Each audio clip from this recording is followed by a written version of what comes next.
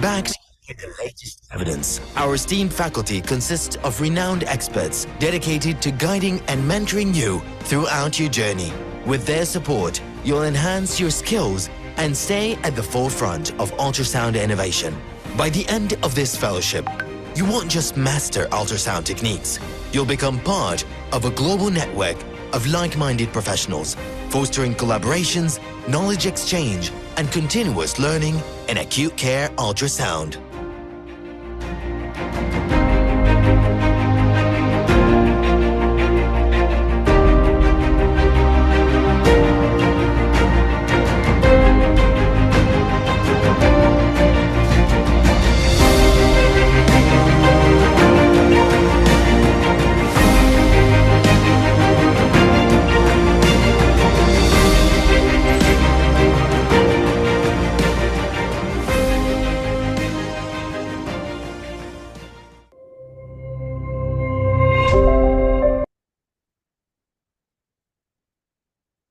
So thank you very much for this,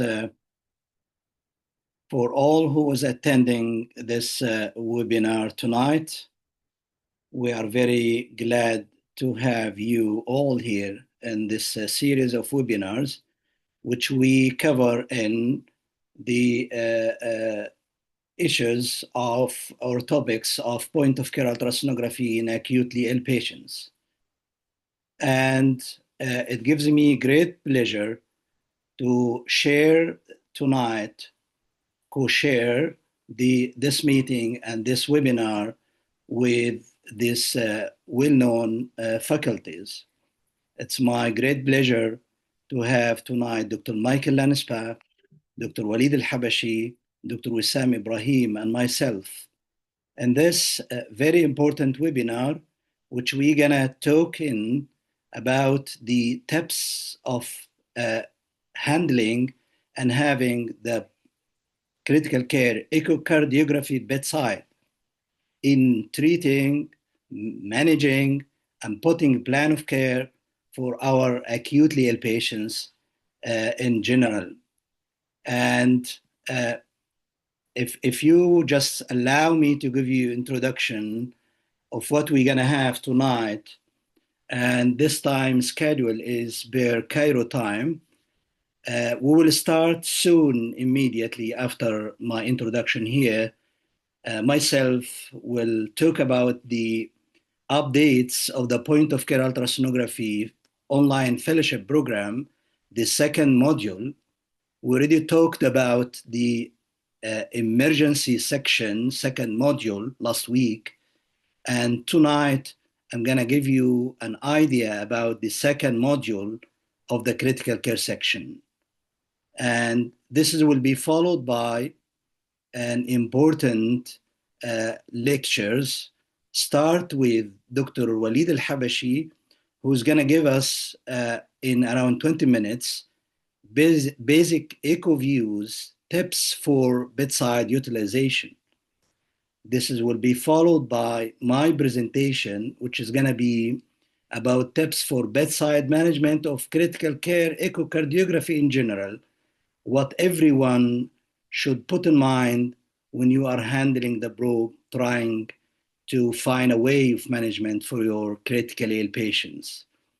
And we're going to end by a very important presentation by a very special guest speaker tonight, Dr. Michael Lanspa from the United States, who is going to talk to us about pericardial tamponade, tips for bedside exam using, again, critical care echocardiography. Everyone in our program, our fellows, knows that this patch of weeks that started with week number 16 and 17, 18, and 19th week was as following. Week number 16 was for procedures, and this was led by Dr. Wissam Ibrahim, who taught us how we use bedside point-of-care ultrasound in pleurocentesis and paracentesis. Week 17 was by Prof. Michel Slama, who spoke, by Dr. Walid Al-Habashi, who taught us how to use and what to expect to see in basic echo views. Week 18 was for Professor Michel Slama, who spoke about the assessment, basic assessment of both left ventricle and right ventricle using bedside echo. And week number 19 was for Michael Lanspa, who spoke to us about the pericardial effusion and tamponade, how we reach diagnosis using echocardiography again. It was very, very interesting patch. And we're going to have next week a break for the fellows. And during this break, I'm going to meet the fellows to speak about a sum up or put it all together for basic echocardiography bedside. I'm going to try to highlight more on the basic knowledge needed for acutely ill patients, for our fellows to manage acutely ill patients. So I'm going to talk to you now in this introduction about the needed informations and updates about the point of care ultrasonography second module, the critical care section.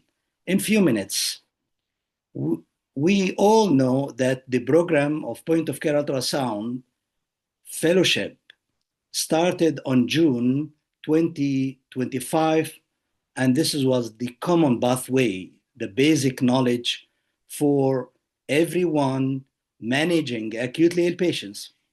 And we are about to finish this first module by end of December. And we had everything you wish to learn, starting from physics, going through vascular, and the FAST exam, basic and needed advanced lung exam and procedures, and we are now finishing the echo. We still have 2 weeks remaining in the basic module, which is a week for valve assessment, which is going to start the week after, and this is by Michael Lanspa. And the last week will be shock management by two of other well-known faculties, Thamer Al-Aifan from Saudi Arabia and Haitham Khalifa from Egypt. As everyone know, we have the umbrella of WICCEM, and you can visit, this is the World Institute of Critical Care and Emergency Medicine, and you can visit their website and just type it like this, and you go through the point of care ultrasound to see 2 sections there. If you are interested in emergency, and advanced critical care if you are interested in critical care ultrasonography.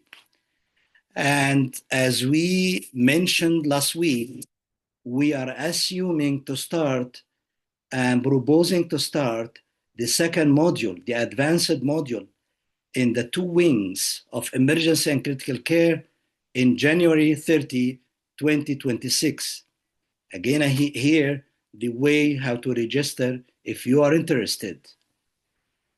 What makes the point of care ultrasonography second module critical care section very specific and unique, that we had the endorsement and accreditation by the ESICM, the European Society of Intensive Care Medicine, the EDIC section, the European Diploma of Echocardiography section, that considered this online activity as one of the advanced level activities recognized by this very well-known and respected diploma worldwide. It's considered to be one of the activities that can be recognized if you are willing to go through acquiring this diploma, which is well-known worldwide. What makes this section very unique, that we are gathering a group of international well-known faculties from all over the world. Michel Slama, Michael Lanspa, Xavier Monet, Antoine Barrault, Kaira Ruba, Nebras Bugrera, and Hisham Faisal, Sylvia Mungodi, Thamir Al-Aifan, Ahmed Hijazi, Muhammad Rashwan, Muhammad Abu Ragif, and Paratik Kulwa from India, and myself, and of course, with great contribution of the academic director of this program, who is Walid Al-Habashi. What makes it very unique and very specific sort of teaching in advanced critical care echocardiography that we're gonna cover most of things that needed bedside for critical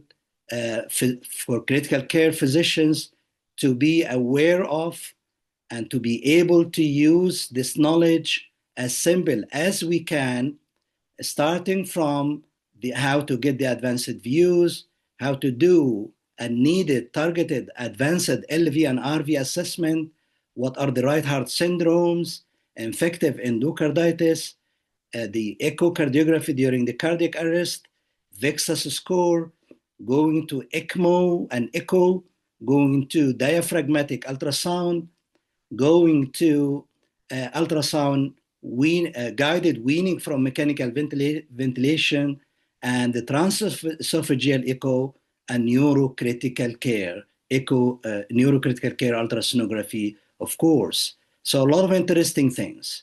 And we go through the same scheme of presentations. Every week, you hear a lecture, you read a journal, you have a clinical case scenario, and you answer each, after each of these sections, you're gonna have a set of 10 questions to answer to be sure that you understand the topic. Every 5th week, we're gonna meet as a live webinar meeting with the faculty to discuss the previous week's learning objectives, to answer the questions of the candidate, of the fellows. They meet their faculties, they ask questions, they bring their cases, we bring them our cases, and quiz. We will have, as we had in the module 1, a group of WhatsApp for facilitating the communication day by day, even hour by hour. We have email access to reach us, and you can reach us through email or WhatsApp group, as I mentioned before.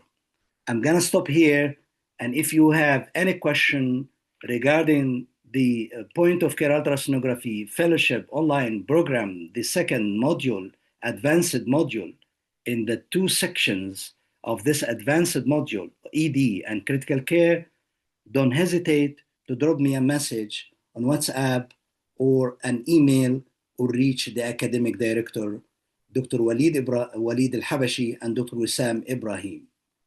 Thank you for now, and the floor is yours now, Dr. Wissam Ibrahim, to introduce the first speaker of tonight. Thank you very much. I'm gonna stop sharing now. Thank you, Dr. Ashraf, for this brief presentation about the second module, especially critical care. Now it's a great honor to present Dr. Walid Al-Habashi, the founder and director of Saving Life Academy, the academic director of the critical care chapter of the acute setting focus point of care ultrasound online diploma.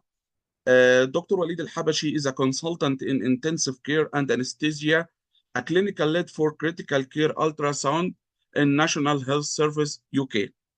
With many professionalism and acquired training, Dr. Walid is certified in critical care echocardiology from USA, diploma in healthcare simulation and patient safety from Ireland, fellow from College of Anesthesia of Ireland, and certified in Arab Board of Anesthesia with European diploma in anesthesia and intensive care EDIAC from Europe. Also is MD, anesthesia and intensive care from Egypt. He is the author and the writer of an important book in critical care echocardiology handbook, which is registered. Now the floor is yours, Dr. Walid, for the interesting topic about basic echo views tips, a case presentation. The floor is yours, Dr. Walid. Thanks so much, Dr. Wissam Ibrahim, for that massive introduction. I really appreciate that. Without further ado, let's dive into why we need to do the basic echo views. Why these views in particular, not a comprehensive transthoracic echo exam like what we have in the echocardiography lab. Why we call it point of care ultrasound, why this is sufficient and why not less than the 5 basic views or 6 basic views or whatever the number you'd like. Let's start by a patient who presented to the emergency department with acute shortness of breathing and anterior chest pain. You got the phone call, you arrived to the emergency department to find 44-year young man with shortness of breathing. His heart rate, as you see, 136 tachycardic, hypotensive, tachypneic, and his saturation is dropped.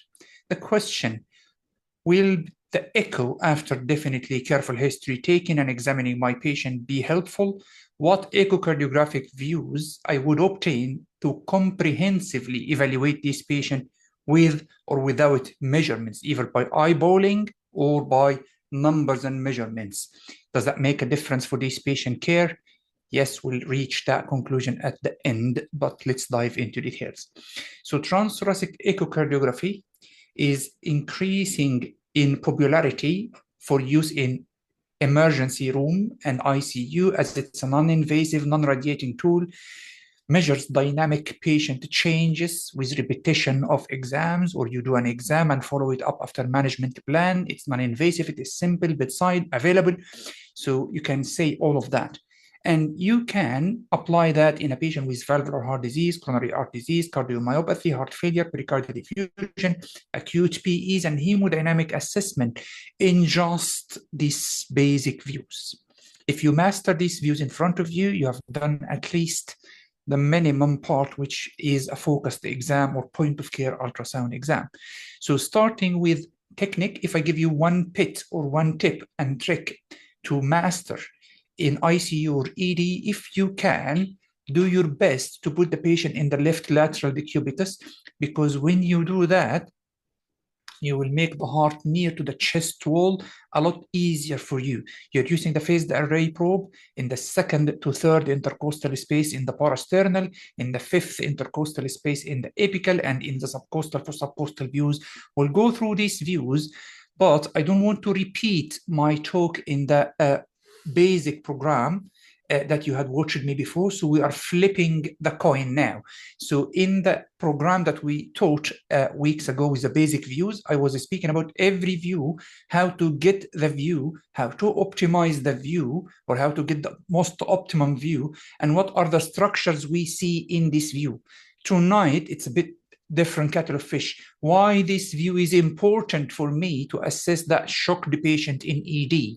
So this is the anatomy of the heart. So this is your sternum. The first thing comes after the sternum is your right ventricle, and this is the 4 locations where you put the probe. So out of these 3 locations only, we'll get the basic views. If you would like to go for the advanced views, which will be in the 2nd module of that course, we will add the suprasternal location, just 1 more location. So imagine you are visiting 3 cities in the same country. You're going to Egypt, you're visiting Alexandria or Cairo, Alexandria, and Aswan. This is 3 locations. In every city, you have few locations. You're going to visit pyramids and the Great Museum in Cairo. Then you are moving to Alexandria, where you will go to different places, and then the subcostal is Aswan. So imagine with me 3 different cities. So these are the locations where you put the probe. Then with some changes of the probe movement, with this probe movement, it changes, you will get around the same location, so in the same city. So these are the idea of 3 locations to get the basic views, and the 4th location, and you will get all the advanced views. So that's it. 4 locations to get 10 views in total. Okay, so first is the parasternal long axis view, where you point your probe towards the right shoulder, and allow me to show you this camera now. Now you see this is the heart model, and this is right side of the heart, left side of the heart. So I am pointing towards the right shoulder, and you can see here, if I point towards the right shoulder of the patient, I am cutting the heart, RVOT, right ventricular outflow tract, under my hand here, and then left ventricle, left atrium, and mitral valve in between. This is the parasternal long axis view. Again, we are not discussing this. This was, again, a basic knowledge for everyone attended the lecture. This is how it appears. What I want you to master in this view and to know, if the right ventricle is enlarged, the RVOT will be big. We call this 3/3. So third for the RVOT, third for the aorta, ascending aorta, and third for the left atrium. So this view is important to assess the RVOT, right ventricular outflow tract. It is important to assess for any VSDs, any septal thickening like HOCM, to assess the anterior mitral leaflet, to assess for any SAM, systolic anterior motion, one of the most common causes of shock. And allow me to go back to my camera so you can see me. So, and then if left atrium is enlarged with the coronary sinus, which is a small structure here, dilated as big as this one, signs of heart failure. So all this, or precardial or pleural effusion as a sign of heart failure, tamponade, which Dr. Lanespa will talk about extensively. So that's why we are keen on that view. Right ventricular failure, left ventricular failure, heart failure with diastolic dysfunctions with left atrial dilatation, valvular heart disease like severe aortic stenosis and mitral stenosis or insufficiencies, heart failure with pleural effusion, pericardial effusion, all that signs and manifestations you can see here. But it's very important for hemodynamic measurements as well. So don't leave that view before you magnify or zoom on the LVOT, left ventricular outflow tract, just beneath the aortic valve, to the inside of the aortic valve. This is the left ventricle. So this is the outflow of the left ventricle, and measure the LVOT. As you see here, it is very much advised when you measure the LVOT, decrease the depth to the minimum and zoom to minimize your errors. That is the tip of that view. Don't do that from the regular view like this, because if you take that in an error, the error will be to the power of 2 multiplied by 4, it will magnify your error. You don't want that. So that's why we are keen on that view. Parasternal short axis view, I would like to take you back to that camera. So parasternal, I had been in the long axis view like that. I'm rotating my probe towards that other shoulder. So from the right shoulder to the left shoulder. And I will start to cut the heart as if I'm doing slices or multi-scan CT on the heart, but with my echo probe. So parasternal short axis view will be coming towards my left shoulder and start to scan from the base of the heart down to the apex, from the base down to the apex. So it's multiple views. As I said, I move the probe from location to another, and that location will still in the same city. In Cairo, we are visiting pyramids and then the Great Museum. I'm doing the right shoulder, then rotate my probe clockwise from 11 o'clock to 1 o'clock. So I'm rotating my probe. How I rotate my probe, this is the probe, and I am rotating clockwise like that. So from 11 o'clock to 1 o'clock. Then my probe will be pointing towards the left shoulder in the same location of the second, third, or fourth intercostal space. Here, I would like to see the aortic valve, which is called the Mercedes-Benz sign, then the fish mouth appearance, which is the mitral valve. So in the aortic valve, the tips and tricks here, which is very important for you to assess the shock dissipation. Number one, if you see a clot in transit coming from the right atrium to the right ventricular outflow tract or impacted in the pulmonary arteries, this is a PE. You can measure 2 of the measurements of the pulmonary embolism modern sign, 60-60 sign, and early systolic notching from the position here. You can see clot in transit. You can see the right and left coronary arteries bifurcation here from the right main stem bronchus, and you can see the clot in transit. So it's important. In this, you will see the left atrium, the right ventricular outflow tract, the tricuspid valve, and pulmonary artery. Again, you can see, if you see an RV backflow to the right atrium and blood is backflowing here, which we call TR jet. This is tricuspid valve, TR jet. We will see, you can see from that one if there is any TR velocity from which you can calculate the pulmonary artery systolic pressure. Okay, so this is the Mercedes-Benz sign. I've got to mention here in that one how to map the coronary arteries. Start by interatrial septum. There is no coronaries, so this is the non-coronary cusp. Then RV OT in front of coronary cusp, and what is left is the left coronary cusp. Okay, so this is how it looks. So this is right atrium, left atrium, interatrium septum, RVOT, tricuspid valve, pulmonic valve, and main pulmonary artery with the bifurcation to right and left pulmonary artery branches. Okay, if you put pulsed wave Doppler here on that pulmonic valve, you can measure the early systolic notching, or you can record early systolic notching, and you can measure the 60-60 sign. Okay, so it's all in the advanced course. This is the fish mouth appearance, which is the second view. Again, you see anterior mitral leaflet, posterior mitral leaflet, and you see the left ventricle is circular in shape, and the RV is around the left ventricle. So you can assess for all regional wall motion abnormalities in this one. This is the mid-papillary view, which is the next level, going downward with my probe, downward to from the base to the apex, so cutting the heart into sections.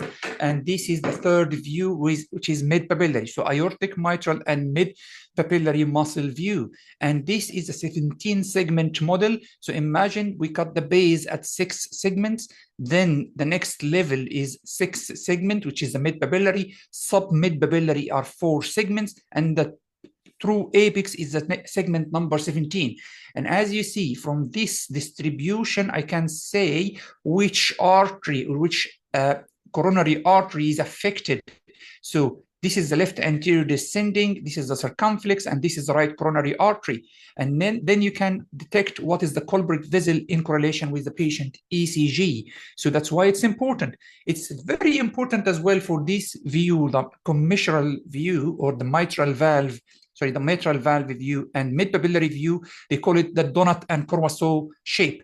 Donut is that left ventricle in circle, and Courvoisier is that French Courvoisier. Here, the donut is from United States and the French Courvoisier is from France. It's fair enough. So this is how it looks like. So the donut is here, circular LV cavity, and the Courvoisier is here, is like encircling or rotating around the left ventricle.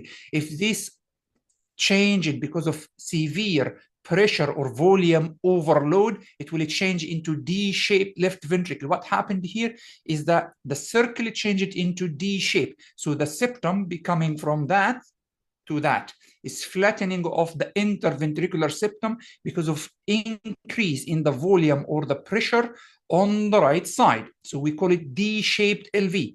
This is one of the signs of acute increase in RV pressure or RV volume. If it is systolic and diastolic, it's pressure overload. It is just diastolic, it is volume overload. That's why it's important to detect, is my D-shaped septum on the ECG is during systole only or diastole only, or mixed systole and diastole.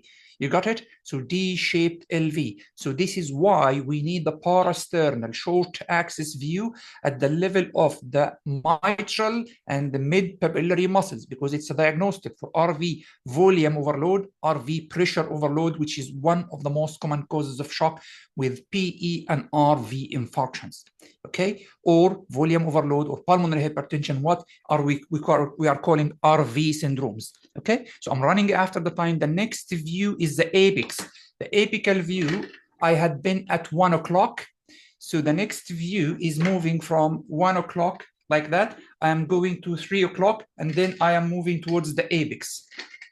Okay, so I am moving my probe towards the apex, 5th intercostal space between the mid-clavicular and mid-axillary line, and that will be going to the apex of the heart, or the area of the maximum pulsation. And then you see both ventricles, left ventricle, right ventricle, left atrium, right atrium, and mitral valve in between LA and LV, and tricuspid valve between RV and RA. You can see here that you can have a look on the lateral wall and the anterolateral wall of the left ventricle and the inferoseptal wall of the left ventricle. You can see the free RV. You can measure the MAPC and the TAPC as a measure of the longitudinal function of the contraction, and you can see if there is any mitral regurg or tricuspid regurg. You can take the tricuspid valve velocity. In this view, you can't assess ASD or VSD. That's not the point that you examine these for at this moment. And here, from the 4-chamber view, you will tilt your probe towards the base of the heart. So the probe is like that 4-chamber view. I will tilt towards the aortic valve. If you see here, the mitral valve is here. It is obstructing your view to the aortic valve. If you see, the level of aortic valve is higher than the mitral valve. If you see here, this is the level of the mitral. If I need to cut the aortic, I will tilt towards the head, tilt my scanning sector of the probe towards the head. So at this stage, you get from the apical 4 to what we call the apical 5. So you open LVOT and you measure LVOT VTI. VTI, the simple idea to say this is the velocity and time. So if you get the VTI and you measure the LVOT diameter, you can get the stroke volume. Next view is the subcostal. You will move your probe at 3 o'clock from the apex to the subcostal window. When you have this subcostal view, you assess RV wall thickness. If you have a patient with COPD, you will find the RV wall is thickened. Be careful. And this is the proper location to assess for ventricular septal defect, atrial septal defect. You can give the Bubulus study and see if there is any PFOs, if the patient is hypoxic. And again, it's a good view to assess for the 4 chambers of the heart. So you can see from this view the LV contractility and interventricular septum thickness and contractility. Again, anterolateral wall, inferoseptal wall, inferior walls, as to complete the picture of coronary artery ischemia from 2 different views. And don't leave that view before you rotate back to 12 o'clock and measure the inferior vena cava. And here, that to give you a mnemonic or something to remember that one, start small, as we all start in our career. Remember that. So we start small and less and more and less. Less and more, less than 2.1 centimeter and more than 50% collapse, it is a normal CVP, 3 millimeters as an average. Then more and less, more than 2.1 and less than 50% collapse, it is high CVP, 10 to 20, and we get 15 as an average. So less and more and less, and anything else will be an intermediate 5 to 10 millimeters of mercury. But be careful, please, the tip of this view, be careful when you measure IVC of high intrathoracic pressures and high intra-abdominal pressures. If you have an intrathoracic pressure, you may have an elephant size of IVC and the patient is dehydrated. And if you have a high intra-abdominal pressure, you may have a patient who is actually very much overloaded, 12, 13 liters of positive balance, and his IVC is collapsed because of increased intra-abdominal pressure. So be careful on atypical scenarios. So this is now the 1, 2, 3 parasternal views, apical views, and subcostal views. Now, if you put these all views together, so I did the parasternal long here, and I did the parasternal short here. I got you subcostal view and subcostal IVC. This is the image I got for that patient. Severe LV dilatation, global hypokinesis, reduced function, his ejection fraction by eyeballing is not exceeding 30%. Diagnosis is dilated cardiomyopathy with heart failure with reduced ejection fraction. And again, if you give IV fluids to this patient, you may be doing harm. This is by eyeballing. You don't need any calculations. If you would like to go more in the calculations, the most important equation I need you to know is the mean pressure minus central venous pressure equals cardiac output multiplied by systemic vascular resistance. Will it change the equation position? So systemic vascular resistance equals mean minus CVP divided by the cardiac output. And if you would like that equation to be arranged with SVR on the left side, you'll just use multiplied by 80 for units conversion rates. And here I'm trying to explain to you that the mean pressure on the monitor is very meaningless without the echo. You need to understand the phenotype of shock. Is it cardiogenic shock? Is it hyperdynamic shock? Is it septic? Is it obstructive? Is it restrictive? What type of shock? So the mean pressure here is 65. with a cardiac output is in the normal range. So the systemic vascular resistance is normal between 8 and 1200s. So this is normal. But here mean arterial pressure is 65, the same, but the cardiac output is high and systemic vascular resistance is low. This is a distributive shock, something like distributive shock in the term of anaphylaxis, in the term of septic shock, whatever that distributive shock cause or underlying cause. Again, 65 mean with a 2 cardiac output, that means systemic vascular resistance is very high. So again, the mean arterial pressure here is meaningless. You need to see after the mean pressure, what is the systemic vascular resistance? Because systemic vascular resistance is a surrogate of the coronary and other organs perfusion. These are the new ASICM guidelines for circulatory shock management. I'm not commenting on that. I am focusing tonight on the echo in patient with shock. Echo defines phenotypes of shock: left ventricular systolic function, RV functions, and to maybe of prognostic significance. The only reason for that maybe is that there is no enough evidence, because there is no enough trainees doing echo day and night 24/7. That's what we are trying to do here. So in patient with circulatory shock, echo leads to changes in the management and support therapeutic impact. Again, this is still ongoing evidence. Now it's becoming easy and easy and easy. Echo NOAS by Cosmos, I'm not advertising that one, but it's shockingly easy. If you can get just under the guidance of the echo, the biplane mode in the apical 4, end systolic, end diastolic, and end systolic area, and then the apical 2, and the machine will guide you, apical 2-chamber, end diastolic and end systolic area from these 4 views, and these 4 views only, it will give you the stroke volume. If you have the stroke volume, which is 56, you multiply that by the heart rate, you got the cardiac output. So you know systemic vascular resistance, and you can classify what phenotype shock. Is that cardiogenic, left ventricle, right ventricle? Is that patient needing fluids, IV vasopressors, or IV inotropic support? Then you decided what to do. Sorry, I'm 2 minutes behind, Ashraf. So key learning point, and these are my last 2 slides, I promise. The 3D anatomy, always remember, 1 view is a hypothesis, 2 views are a finding. You need to see the heart from different angles, as the heart is a 3D structure. Hemodynamics, assess the IVC, global ejection fraction by eyeballing. See, is the heart is hyperdynamic or hypodynamic? Technique really matters. So improve your depth gain and improve your measurement by decreasing the depth of the LVT, VTI and LVOT diameter, and follow systemic protocol. Go from the parasternal long to the parasternal short to the apical to the subcostal. Do all the views and don't leave 1 view before you finish it. So once you finish all the measurement in 1 view, like you took all the measurements, and then you do pulsed wave and continuous wave and color Doppler, and then you move to the next one. Tell a story, because your story needs to fit. Position is everything. Try to do the left lateral decubitus. Fitness over force. I found people are like doing the improper or non-subtle maneuvers and like aggressive in their maneuvers by the echo probe. So this is not the right way to do this. Spend more time on the subtle movements to improve your hand skills.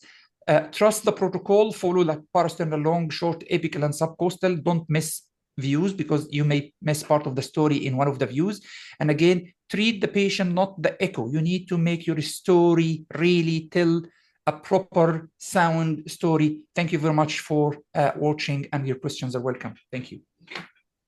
Thank you so much, Dr. Walid, for this nice and interesting lecture, which the echo play like a game changer and a very good role in the patient life and safety.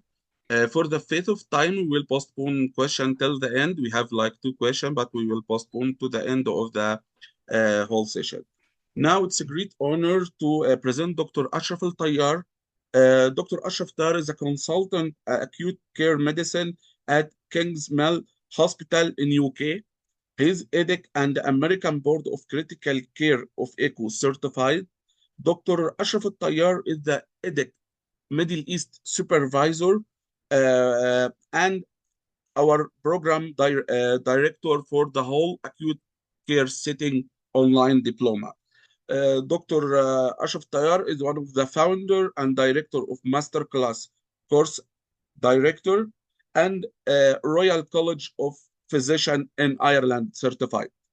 He is one of the eminent and well-known speaker in the Gulf area for intensive care and point-of-care ultrasound, and role model for many of young critical care and emergency medicine point-of-care practitioner all over the world. The floor is you, Dr. Ashraf, with one of the interesting tips of bedside critical care echo. The floor is yours, Dr. Ashraf. Thank you very much, Dr. Wissam, for this very nice introduction. What I'm going to try to tell you in this coming few minutes is some tips about the critical care echocardiography in general that are sometimes forgotten. The first one is the question is still running in the background mind of several or many of the intensivists and ED physicians and acute medicine as well, which is, do we really need the critical care echocardiography or the point of care ultrasound bedside? Is it time consuming? Do I have time to go and integrate this very important and essential exam? Or should I devote my time for history, clinical examination, using the lab and blood investigation, CT, and everything else, but then give less time to point of care ultrasound? Should I consider the point of care ultrasound bedside as one of the luxurious, the on-demand tool that I may not use it to tailor the management? The answer is very clear for several big societies and for every guidelines for different presentations of acutely ill patients. Nowadays, all guidelines and recommendations are putting the point of care ultrasound exam in the front line. And some of the societies, like the Canadian Society here, stated that every acute care unit, every intensive care, and ED and OR or recovery area after anesthesia should have point of care ultrasound 24/7 and should have people capable of dealing with point of care ultrasound. Why is that? Because the safety wouldn't be assumed or wouldn't be there, the full safety of management, without looking with eyes and seeing the physiology and the abnormal physiology or pathology with your eyes. And this is what the bedside machine can offer. A lot of societies, most of the societies, American with French, European Society of Intensive Care Medicine, everyone nowadays makes the point of care ultrasonography bedside is a mandatory skills that every frontline physicians has to have the basic knowledge of how to deal with this. So definitely, yes, we need to learn point of care ultrasonography, to use it, utilize it bedside to reach earlier and faster the diagnosis and to tailor the management plan. And again, why is that? Simply, we have in intensive care, the most common reason to admit to ICU so far are either cardiovascular or respiratory failure and the most common reason for the lung to fail is heart failure. And most common reason for the heart to fail is respiratory failure. And both of them can be assessed very accurately, I would say accurately, bedside, by this very simple tool that should be available 24/7 and that is learnable, and you can utilize it bedside with no hazards, with no even cost when it's compared to other tools bedside. So as a basic golden rule, in every point of care ultrasound exam, you have to be, and this is the second rule here, you have to be focused, goal-directed. Your exam has to be focused and goal-directed. So you have a question in mind, and then you go and hold the probe, try to answer this question. Do I have with this white chest X-ray or this patient who is presenting hypoxic in severe distress with white chest X-ray, am I dealing with an effusion, collapse, consolidation? Is it ERDS? Is it something else? Is it cardiogenic or non-cardiogenic pulmonary edema? What I'm dealing with as a shock, is it this type or that? Do I have to give fluid here because there are signs of hypovolemia, or avoiding fluid is mandated because the patient is already congested and the circulation is full? And giving fluid to those who are not in need for fluid was found to be, by literature, by evidence, to increase the mortality and morbidity. It's well known by evidence, that focused goal-directed exams using the point-of-care ultrasonography tool bedside was found to direct and redirect the management plan, and you tailor it to the right direction in some, I would say, good percentage of cases. You would believe, based on the history and clinical examination, that this shock, for example, you are dealing with is septic, and when you put the probe and you see the heart, you would discover with your eyes that what you're dealing with is not at all the phenotype of septic shock that is commonly present with hyperdynamic left ventricle. On the other hand, it's hypodynamic, and giving fluid for this patient would be detrimental. Giving vasopressors and increasing the afterload for failing left ventricle is going to result in the reduction of the cardiac output, and so on. So it changed the management plan in good percentage of cases. There is no doubt of this. Where to start? I will emphasize and highlight on what Dr. Walid Al-Habashi just mentioned, that you can start anywhere. You can start from the apical 5 or 4 chamber. You can go to the parasternal long and then short, or you go and use the easiest, in majority of patients, the easiest view, the most accessible view in majority of our patients, especially when you have hindrance of having transthoracic echo. Subcostal view remains the friend of the intensivist and acute physicians. Why? Because in the majority of cases, you can see the 4 chambers in front of your eyes once you put the probe in the subcostal area. And you answer the 4 or 5 questions needed for any hemodynamically unstable patient. How is the left ventricle size and contractility? How's the right ventricle size and contractility? How are the volume status based on the RV, LV, and the IVC? Is there any pericardial effusion and tamponade? Do I have abnormal valves or not? More or less everything that you wish to answer for critically ill patients who present with a hemodynamic instability. You can answer these questions by one view.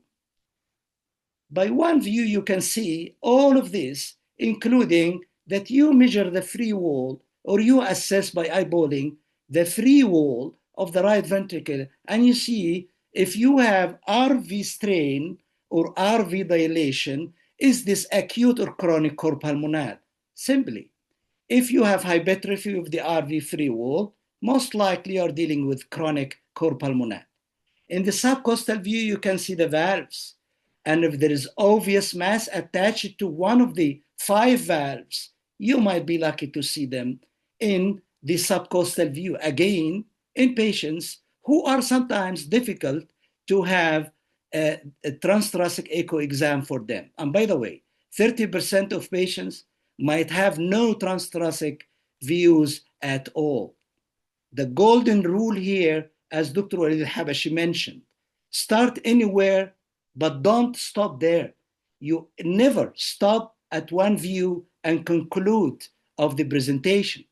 I would give you this scenario which for a case presented to us in emergency with shock, and my colleague fellow was doing the exam in the parasternal long as you see here, and parasternal short as you see here, and what he concluded from this parasternal view, that this patient shock cannot be explained except by that the RV is small and the LV is hypertrophied, and there is signs probably of empty left ventricle, and he was afraid that this might be LVOT obstruction because patient has hypertrophy and has evidence of hypovolemia, two predisposing factor for LVOT obstruction, which is a serious consequences that might result in refractory shock. But he stopped there, and he shouldn't be stopping there. You should, when you have one view, exhaust your trials to have more than views, more views. You go to the subcostal, apical 4, you try everywhere and there, but don't stop at one view.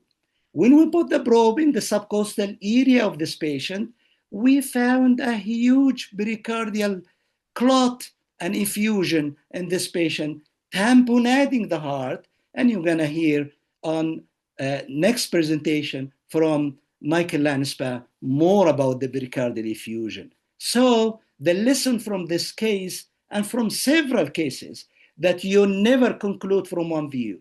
You have to have as much as you can. But what test bedside in a busy environment you need to practice, and you need to familiarize yourself too. Do I have to be very sophisticated in measurement and to go with the quantitative assessment, or you adapt your eye to go with the qualitative assessment, using your eye to assess what we used to call it eyeballing?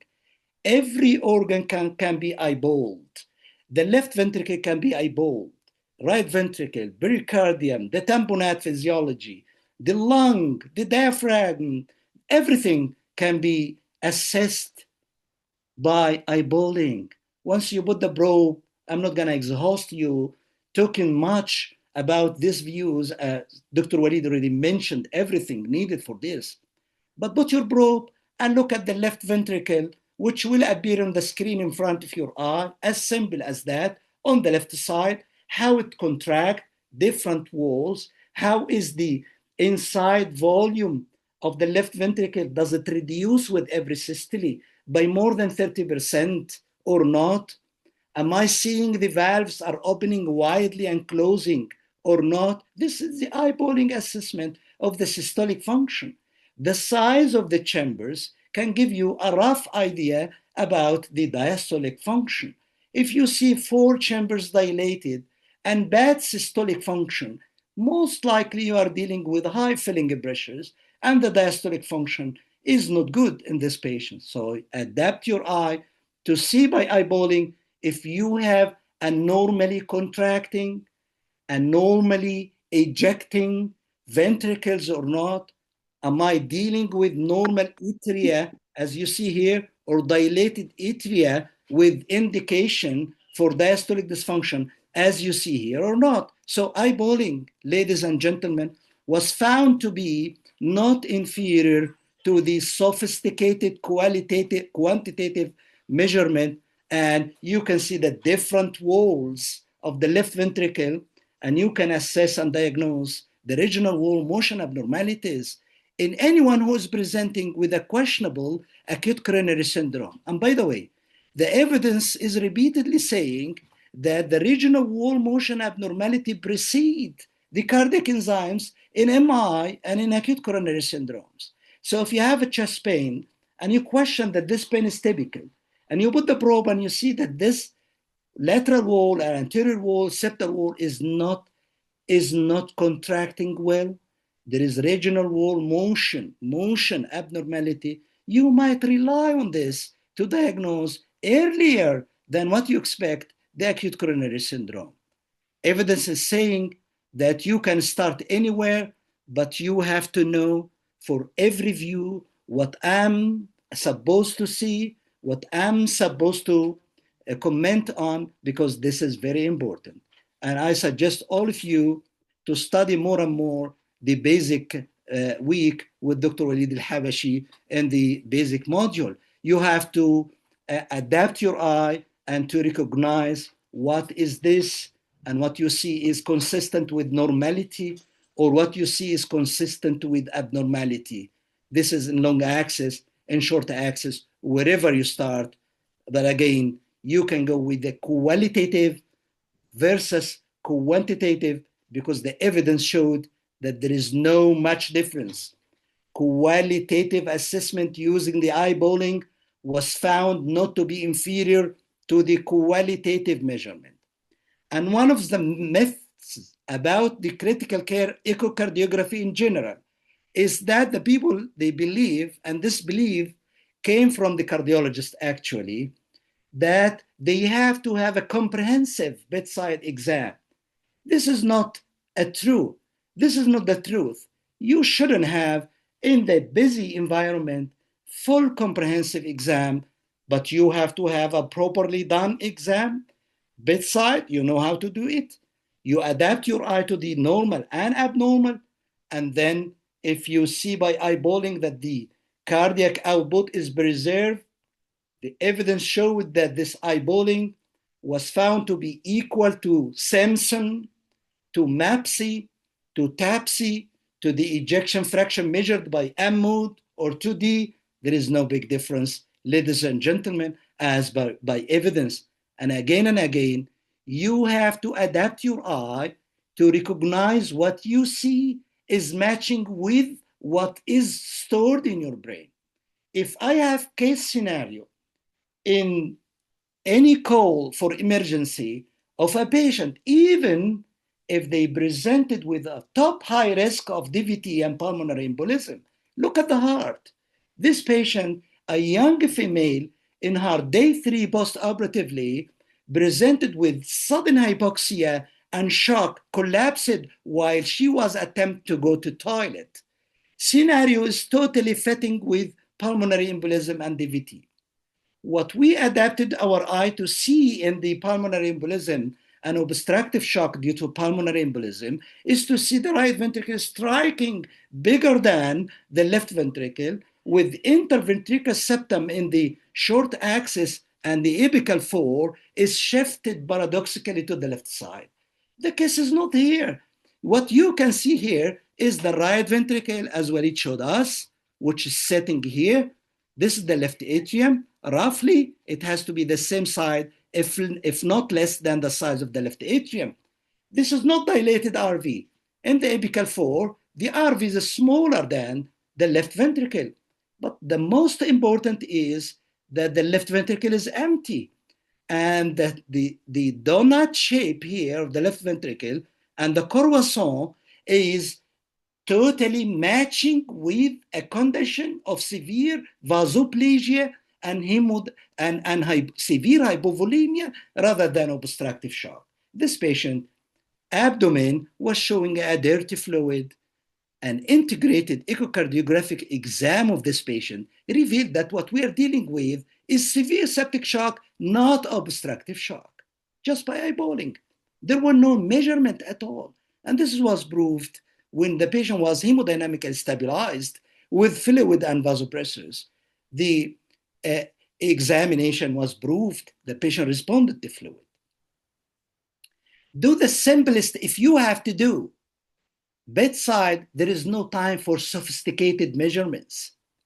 And in critically ill patients, the acquisition of the images might be the best, to have Simpson or to have very demarcated endocardial markers. No, sometimes it's very difficult. But if you have to do a quantitative measurement, do the simplest one.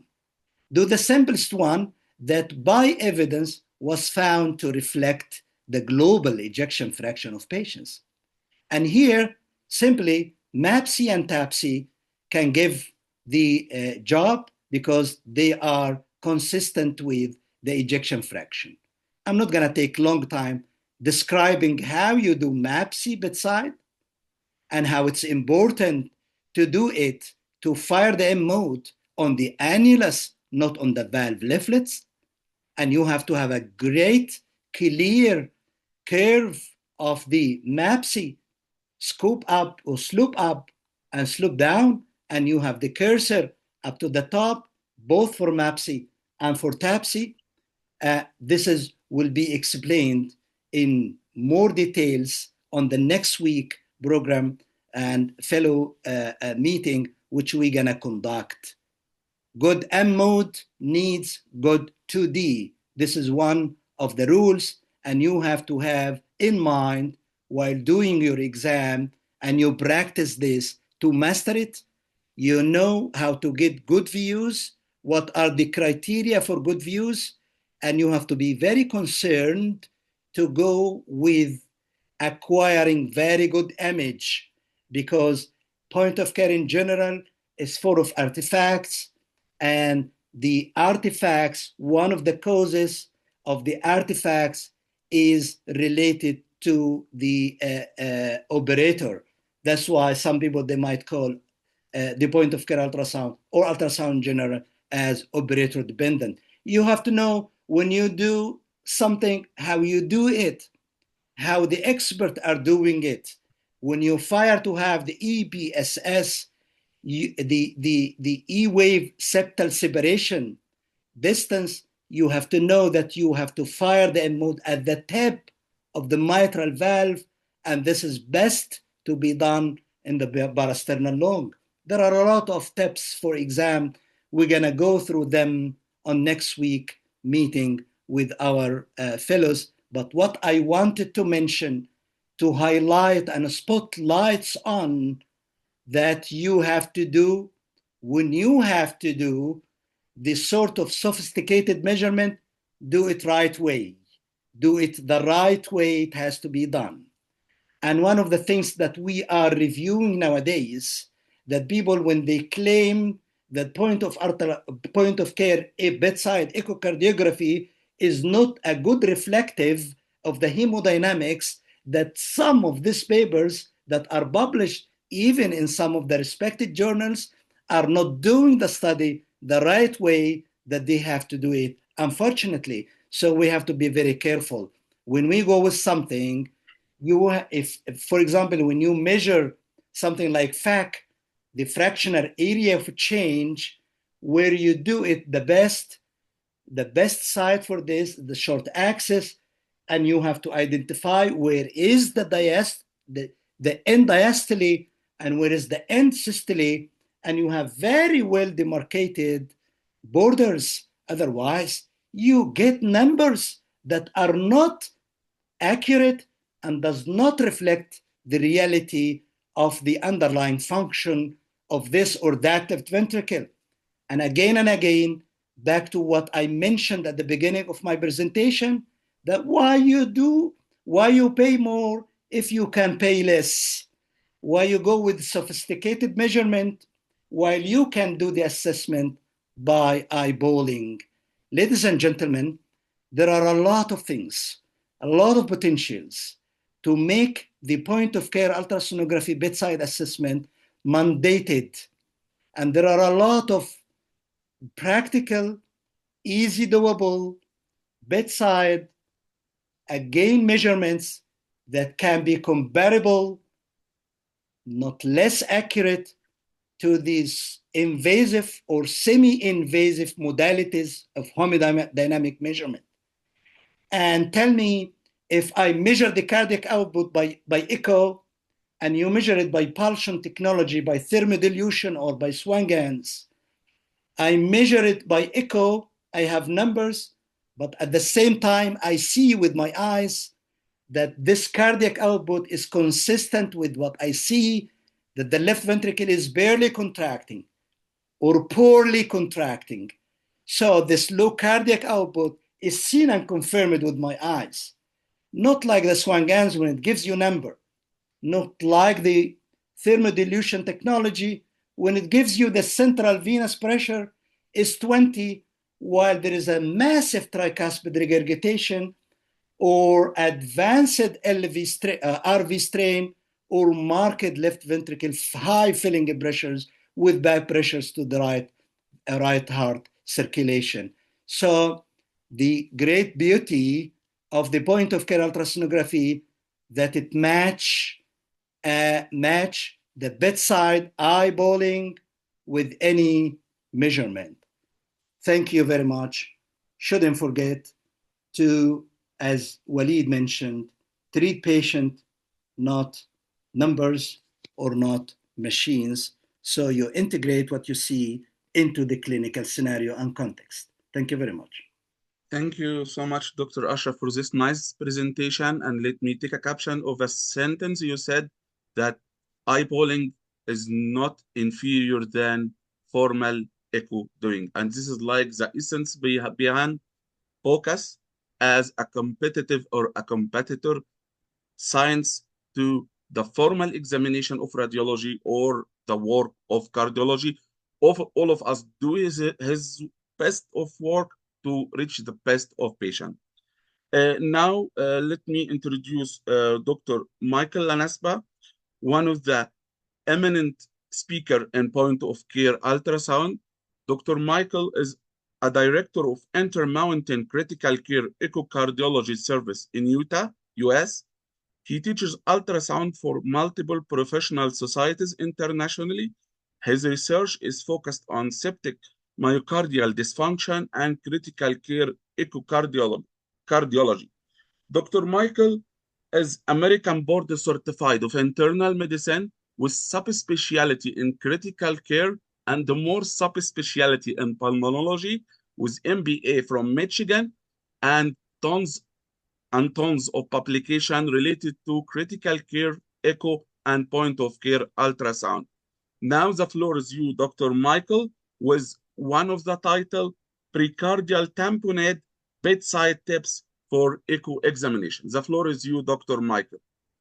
Great. Well, thank you so much. I'm really pleased to be part of this. This has been an outstanding course. I think this is one of the few online courses I've seen that is actually comprehensive. And I think if you actually attend the entire course, you're going to be very knowledgeable by the end of it. We're going to go over some pro tips. It's going to be mostly case-based. So if you watch the 90-minute video or so, most of this stuff should be reviewed, but we're going to be focusing this and applying it to a couple of cases. For example, right here, these are echo clips of a 40-year-old woman who has short bowel syndrome on parenteral nutrition, who presented with dyspnea, weight gain, abdominal swelling over a week, and she was tachycardic, hypotensive, and a low voltage EKG. And you can see here, we see IVC plethora. We also see chamber collapse. And we'll talk a little bit about what things we're looking for here. So in pericardial tamponade, just as a reminder, this is when the potential pericardial space fills up with at least 25 milliliters of fluid, usually blood, but could be uremia. And it can occur when the intrapericardial pressure increases to the point where filling of the ventricle is impaired. So when venous return to the right atrium or pulmonary venous return to the left atrium is impaired. And so we can calculate this if we had right heart catheterization by looking at myocardial transmural pressure, which is intracardiac pressure. And then we would need to know what the intrapericardial pressure is. And the only way we could actually measure that is by doing a percutaneous catheter. So we don't typically actually measure this transmural pressure, but conceptually, that's how we think of tamponade as occurring, is when the intrapericardial pressure greatly exceeds the intracardiac pressure. Now, when that occurs, the pressure tends to equalize with the RV diastolic pressure, and you get tamponade. So when the transmural pressure is essentially equalized here, where the intracardiac pressure starts to either decrease or intrapericardial pressure increases, we get tamponade. Notice I said both of those, intracardiac and intrapericardial. It is possible to have the same patient with the same pericardial pressure, and if you decrease their preload, they suddenly develop tamponade physiology. And then you increase their preload, and they no longer have tamponade physiology. In fact, we see that all the time in tamponade, where we give intravenous fluids and we temporarily improve the hemodynamics in those patients. So remember, the transmural pressure is really the key when we're talking about how to maintain adequate atrial and ventricular loading conditions. And so when the transmural pressure drops to zero or becomes negative, the atria and the ventricle collapses, And then what we usually see is systolic collapse of the right atrium first. Why the right atrium? Because it is typically a thinner walled structure. And then we will eventually see diastolic collapse of the right ventricle. Again, thin wall, but not as thin walled as the atrium. In the ventricle, the LV, this is much thicker, and so that may be the last thing to collapse. We often don't see it in echo because if you have LV collapse, you will typically have cardiac arrest and you'll probably be doing chest compressions. So if someone's hypovolemic, you can temporarily improve this by increasing the intracardiac pressure, increasing preload. But in patients who are not hypovolemic, who are euvolemic, additional volume infusion may help, may not. And the issue here is it's uncertain because that increased volume infusion may also increase pericardial pressure or intrapericardial pressure, because as the ventricle distends, it may also increase pericardial pressure as well. So just to show a little diagram of when this happens, when you have that increased pericardial pressure, you tend to have equalization at right atrial systolic pressure or right ventricular diastolic pressure. And at that point, you start getting tamponade. Okay? And so these are diagrams of when they occur. And if you cannot tell when this occurs on your image, I'll tell you, at least for the RV, you should not see collapse. The right atrium, you may see some collapse at the end of diastole where the atrium contracts, and sometimes at the very beginning of systole, you may see that. But if that starts proceeding for the duration of all of systole or the majority of systole, that right atrial collapse is certainly abnormal. Now, we want to think about chronic versus acute effusion. Remember, another pro tip here is to think about when effusion accumulates over time, the pericardium can stretch. And so if you ever see a massive effusion, a large amount of fluid, that is almost certainly a slow growing or chronic effusion. Small amounts of fluid could be chronic or could be acute. But remember, if someone has acute tamponade, you don't need a lot of fluid to increase pressure. What we see on echo is volume. What causes tamponade is pressure. So remember that pressure and volume are related, but they are not a linear relationship. And an example of that right here is what we see in this diagram, where the chronic pericardial effusion and the acute pericardial effusion don't always line up. It depends at what point you start getting the pericardial stretch. And tamponade occurs when pressure exceeds a certain amount. And so for a given patient, for example, the one in red, they get tamponade with less fluid because it's a rapid effusion. And those who have chronic effusion, like cancer, malignancy, uremia, that tamponade may occur with a bigger effusion. So this right here is a patient who has a large pericardial effusion that eventually caused tamponade and shock. This effusion likely accumulated over time. So just because you have a large effusion doesn't necessarily mean that it's not tamponade, right?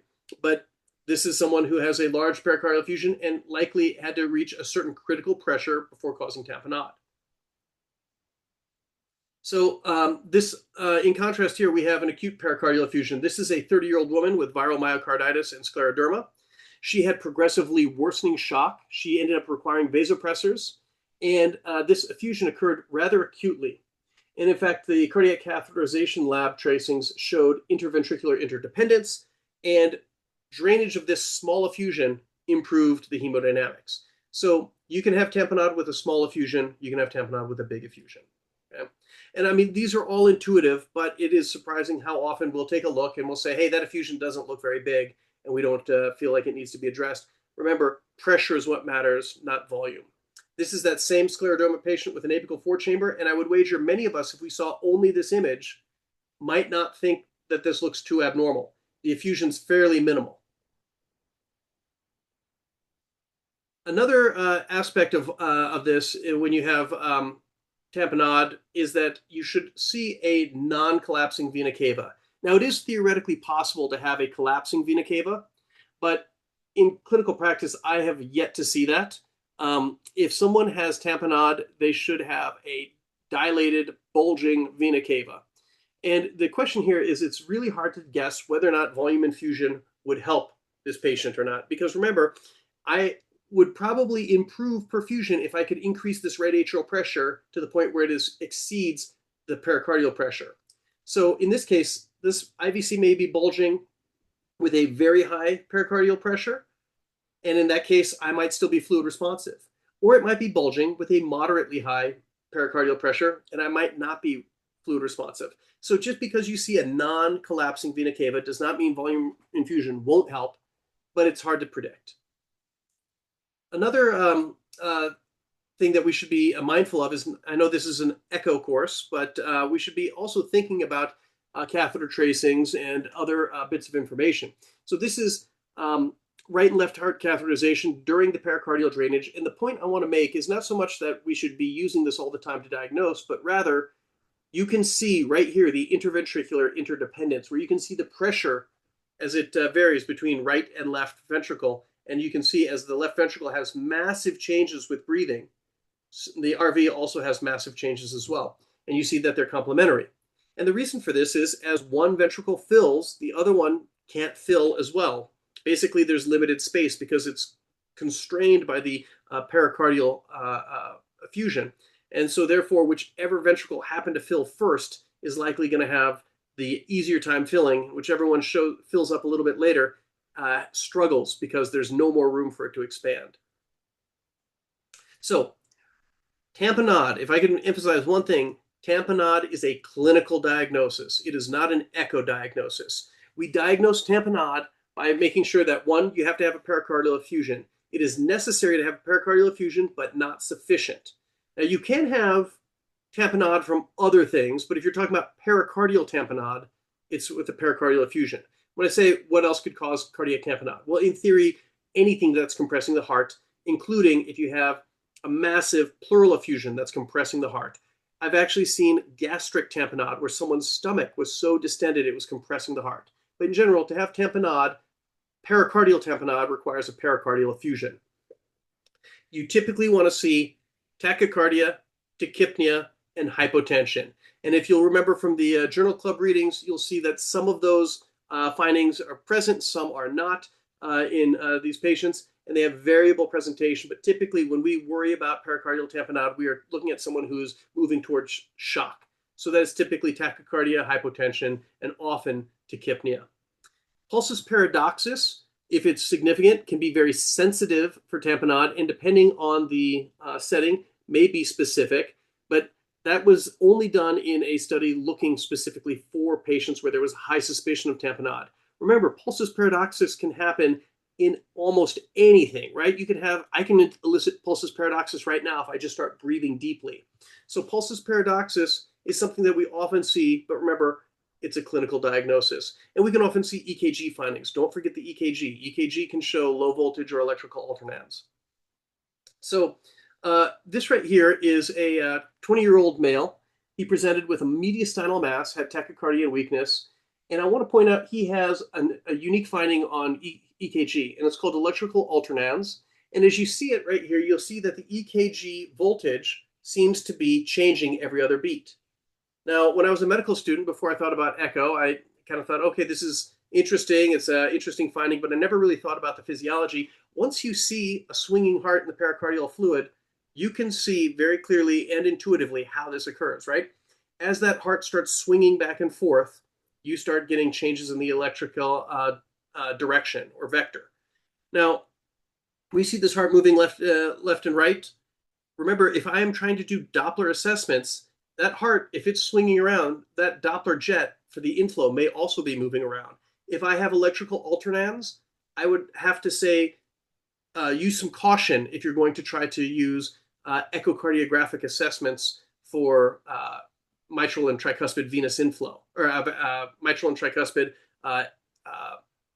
Doppler inflow. And the reason for that is if the heart is swinging, the jet may also be changing direction as well.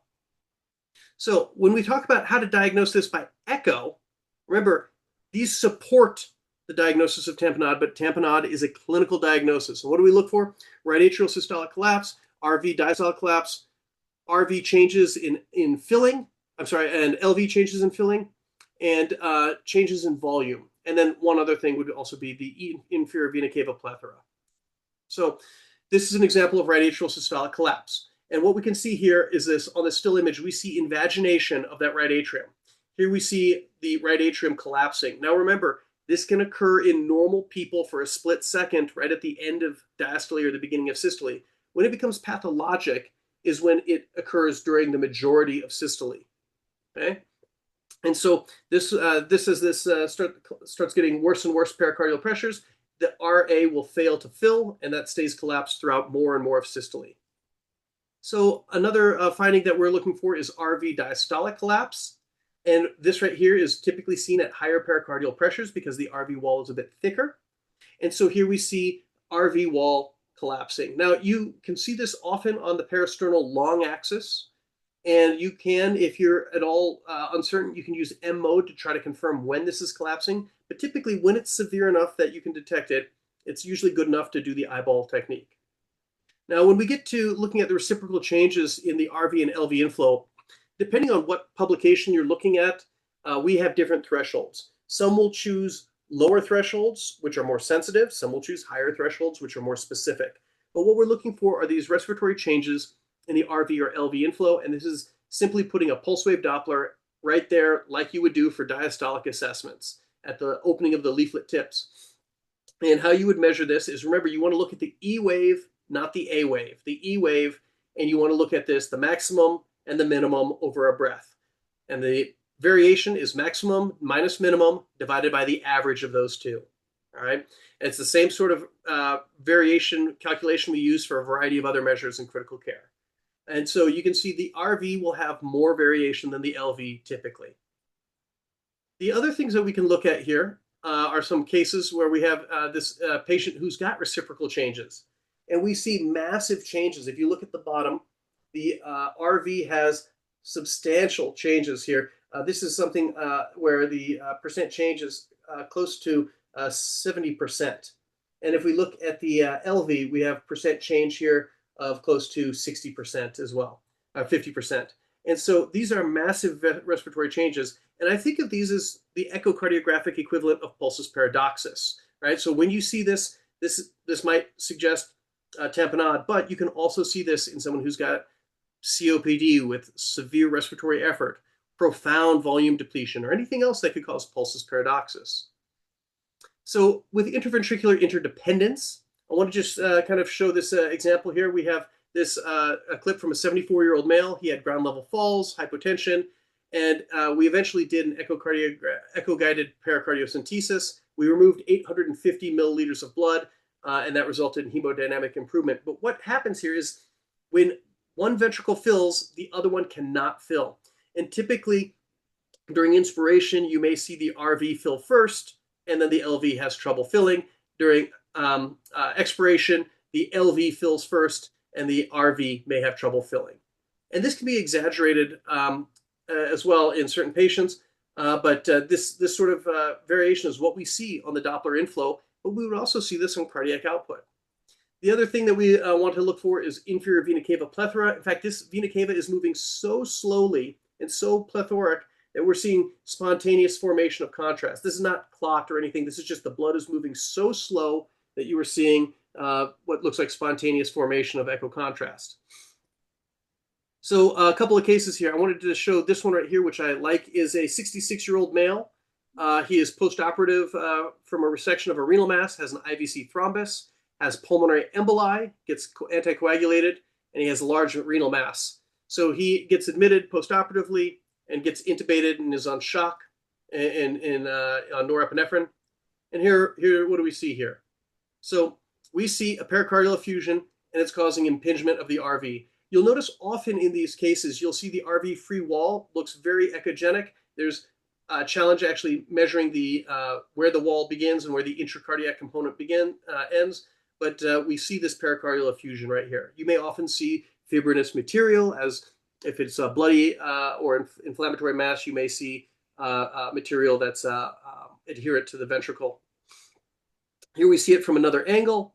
Here we have an apical long axis. Again, we see RV collapse. And we even see that the LV happens to have very low filling volumes. Okay? And then here we see that same case with some respiratory variation, not much. Now, keep in mind, this person's tachycardic, and we can't even clearly see where's the E and where's the A.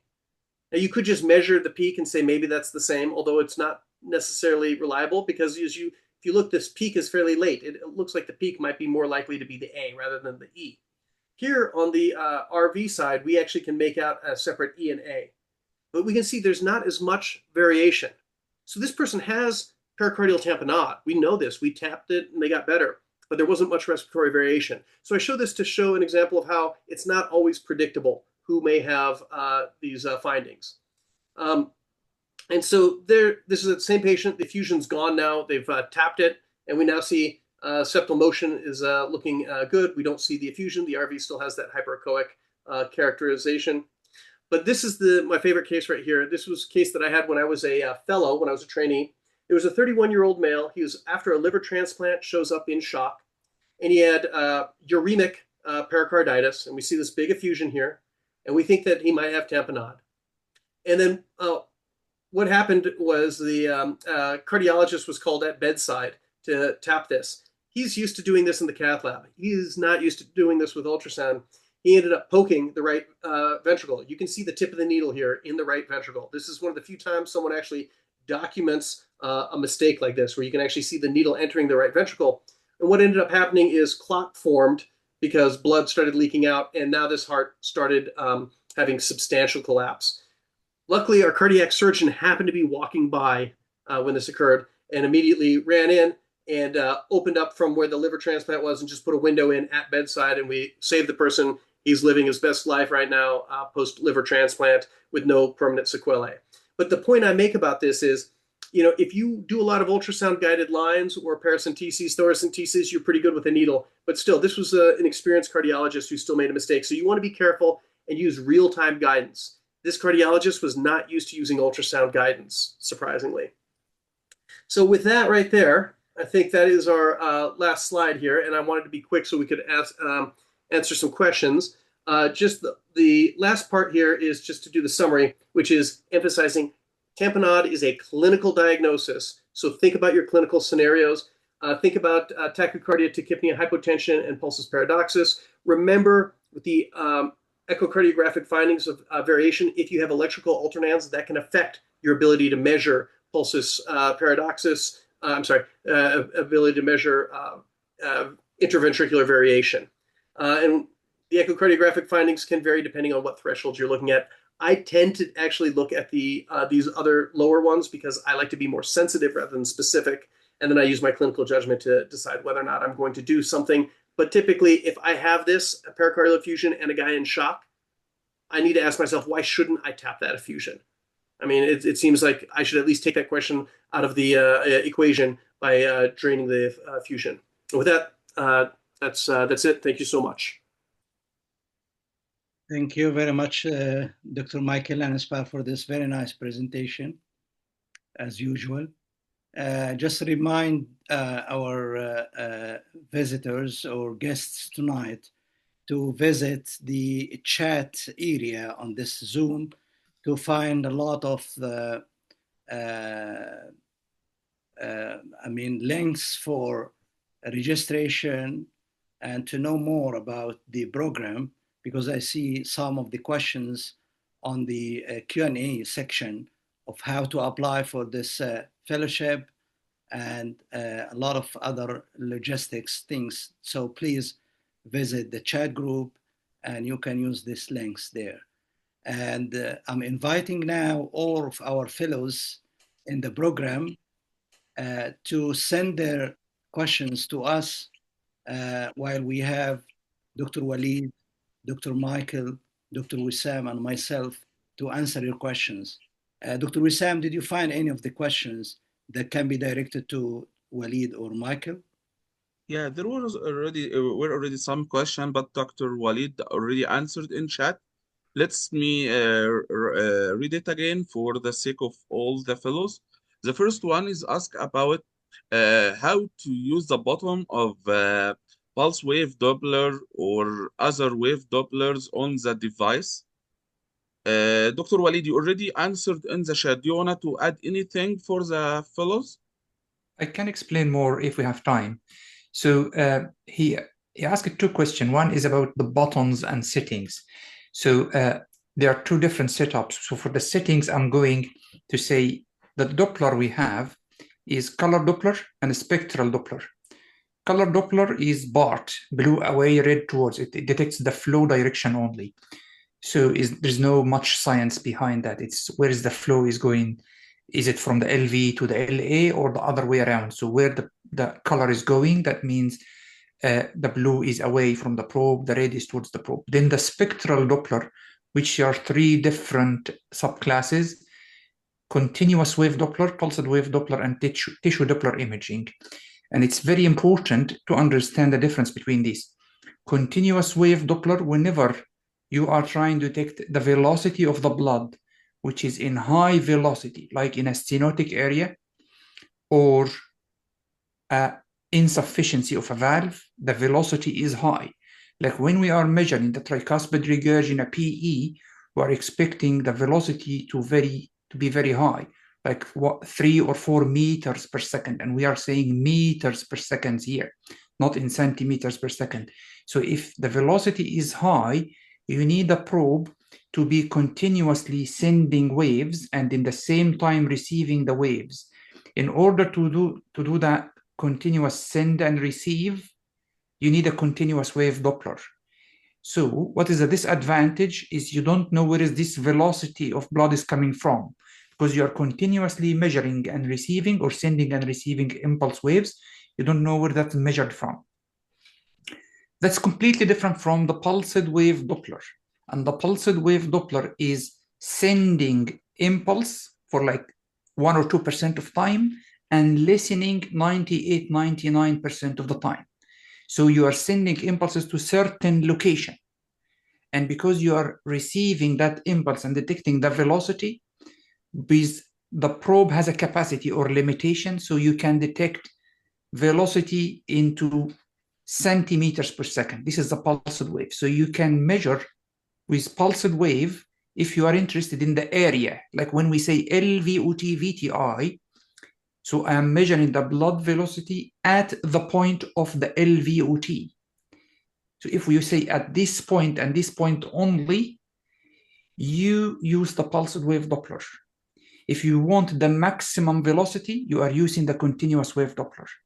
In both continuous and pulsed wave Doppler, you are using the blood velocity. The third type of the spectral Doppler is a tissue velocity, which we call it TDI, tissue Doppler imaging. And here you apply a filter on, as if you are putting a red filter on the camera. You filter in what is a red color, and you are extracting this red color and omitting any other colors. So the filter here, we call it HALV, high amplitude, low velocity filter. So low velocity because the tissues move in millimeters or centimeters, while the blood is moving from the aorta to the feet in meters. So if you measure the blood velocity, you measure high velocity of the blood. While you're measuring the velocity of the tissues, it's a low velocity. So high amplitude, the impact on the ultrasound, if it's a small, like the butterfly, something like that sound, this is, we call it low impact. While high impact, like an elephant steps. This is high amplitude, low velocity. This is a tissue Doppler. So you are filtering in everything with a high amplitude and low velocity, and filtering out all the blood velocity, which is a high velocity, low amplitude. This is the 3 types of spectral Doppler: pulsed wave, continuous wave, and tissue Doppler imaging. You need to understand the 3 of them. So there is a button on the machine to say PW, which is pulsed wave, or PWD according to the machine. CW or CWD is a continuous wave Doppler. And there is a button, or sometimes it's by software underneath different buttons, TDI, TVI, according to your machine. You're working with GE or Philips, TDI or TVI, or whatever the machines. You play with machines to know what is that spectral Dopplers. If you don't know where is your buttons, ask your echo or ultrasound technicians. He can guide you. They are expert with these machines. Playing with the buttons is very important, very, very important. It improves your image. Imagine that you have a camera with full specs. You have a Canon R5, for instance, but you're using that on the auto mode. Oh, You are not a professional photographer. In order to be a professional photographer, you need to shoot on the manual mode. So you need to be working with the focus and with the aperture settings, and everything is in the details of the camera. You need to play with the buttons, and it takes you time. So to improve the gain, the focus, the depth, all the types of the gain, lateral gain and time gain compensation, all this stuff. For discussion, Walid. Sorry. Okay. Okay. Sorry. Thank you. Thank you, Dr. Walid. Good. Okay. Thank you very much. Thank you for this generous answer. One more question, Dr. Walid, before switching to Dr. Michael Lanasba.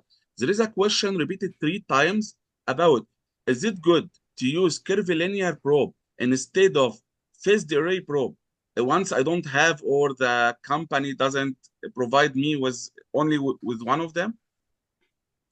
All what I can say, it is not ideal. In order to scan the parasternal long and short and apical, you need a small footprint like this one in order to go between the ribs. That is the ideal. But as Ashraf said in his talk, the king, if you are losing access and all what you have is a curved abdominal probe, is if you can squeeze your phased array probe with the with the curved probe with a big show or big footprint underneath his reps. So you need to have like a very huge patient to squeeze that massive probe in the subcostal region. So in a nutshell, the whole target is to get a proper good view. If you have a good view and you can judge the heart, that's what we want. You can do it. But I can promise you from here, and after how many years now? Maybe 16 years I'm doing echo now, that if the failure rate in phased array probe is 10 to 20% because of patient limitation, you will find it's 40 to 50, sometimes 60% of the patient when you're using curvilinear probe. But again, if you have a proper view, use it, but it's not ideal.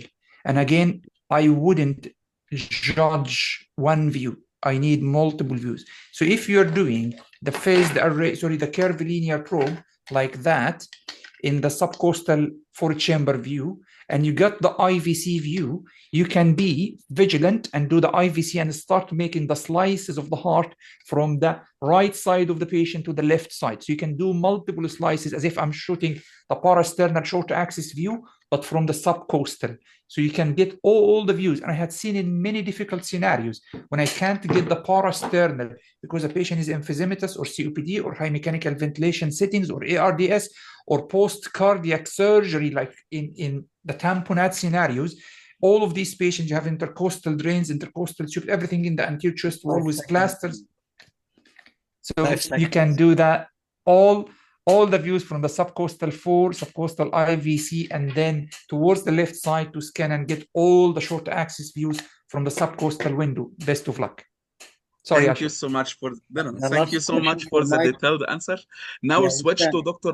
Dr. Michael. One question to Michael, because he answered some of the questions already. Okay. It's like already answered by Dr. Michael, but for the sake of our fellows, the question is how to differentiate between hypovolemia and sepsis by echo. Is there a specific finding on echo on differentiate, like left ventricular and diastolic volume? The floor is you, Dr. Michael. Yeah, sure. So I'll start by saying there is no perfect way to differentiate these two. Typically with hypovolemia, we would expect to see IVC collapsing. We would expect to see that the LV end diastolic and end systolic volume should be small.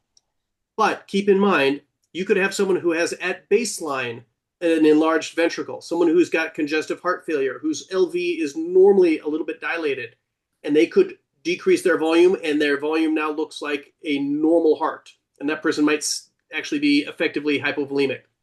If you're looking for how to differentiate or diagnose low systemic vascular resistance that's seen in sepsis, where you have low vascular resistance, you would say, well, those patients might have adequate